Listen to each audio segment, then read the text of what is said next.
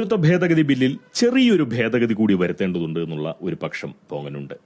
അതായത് ഈ മഹാരാജ്യത്ത് ജന്മവശാൽ പെട്ടുപോയ ഒരുപാട് ഫലസ്തീനികളും ഹമാസികളും അഫ്ഗാനികളും പാകിസ്ഥാനികളും സിറിയക്കാരും താലിബാനികളുമൊക്കെ മലയാളം പറഞ്ഞ് കഴിയുന്നുണ്ടല്ലോ, ഇല്ലേ?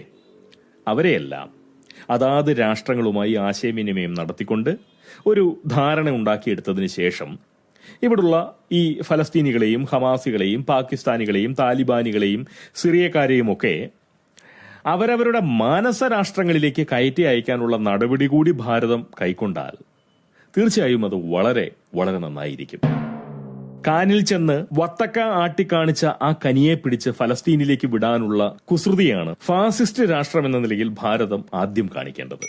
അതുപോലെ നമ്മുടെ പാൻ ഇന്ത്യൻ ചക്രവർത്തിയായ ഡിക്കനെ കൊണ്ടുപോയി അങ്ങ് ഗാസയിൽ തട്ടണം. അബദ്ധം പറ്റി സത്യം പറഞ്ഞുപോയ ആദ്യ ഹരിത കേരളീയനായ അഭിസുതൻ എന്ന സ്വയം പ്രഖ്യാപിത സുഡാപ്പിക്ക് പറ്റിയത് സിറിയയാണ്. ഓനവിടെ പോയി ആടുമേക്കട്ടെ, തലയിൽ മറ്റേ സുനായൊക്കെ വെച്ചുകൊണ്ട് മണൽ കയറിയല്ല അപ്പൊ തലയ്ക്കകത്തേക്ക്. ഈ പന്നികാഷ്ടത്തിനകത്തോട്ട് മണലും കൂടെ പറ്റി പിടിച്ചു കഴിഞ്ഞാൽ അത് ക്രൂരതയാവും. അപ്പൊ മറ്റേ ഒരു സാധനം വെച്ച് മറയ്ക്കുന്നത് എന്തുകൊണ്ടോ അവന് നല്ലതുമാണ്. അതുകൊണ്ട് നമ്മുടെ പൃഷ്ഠരാജൻ നായരെ അഫ്ഗാനിലേക്കും തെരുവിലോത്ത് പാറുക്കുട്ടി മേനോനെ പാകിസ്ഥാനിലേക്കും കയറ്റി അയക്കണം. ഇളയിടം ഒന്നാമനെയും രണ്ടാമനെയും പിടിച്ച് ബോക്കോ ഹറാമിൽ ചേർക്കുന്നതാണ് നല്ലത്. അതിൽ പരം ഒരു ശിക്ഷ ആ ഹറാമികൾക്ക് പിന്നെ നൽകാനുമില്ല. ഈ നിപ്പ ദിശാന്തനെ ഭൂമിയിലെ ഹൂറിമോളാക്കി താലിബാനികൾക്ക് സമ്മാനിക്കുക കൂടി ചെയ്തു കഴിഞ്ഞാൽ ഈ രാജ്യം ഇഹലോകത്തെ സ്വർഗമായി മാറും. മാത്രവുമല്ല, അതുകൊണ്ട് മറ്റൊന്നുകൂടി സംഭവിക്കും.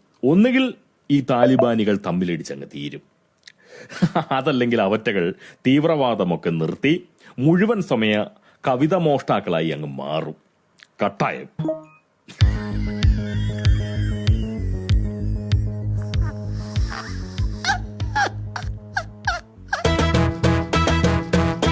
സമൂഹത്തിലെ തലയ്ക്ക് വെളിവ് തട്ടിയ മനുഷ്യരോട് ഒരു കാര്യം കൂടി പറഞ്ഞുകൊണ്ട് പോകാൻ ഈ സംസാരം അങ്ങോട്ട് നിർത്തിക്കളയാം. അതായത് റാഫയിലേക്ക് കണ്ണുനട്ടിരിക്കുന്ന സാമൂഹ്യ ദ്രോഹികളുടെ മേൽ നിങ്ങളൊരു നോട്ടം വെക്കുന്നത് എന്തുകൊണ്ടും വളരെ നന്നായിരിക്കും. മതം പൊട്ടിയ ആനയും മതം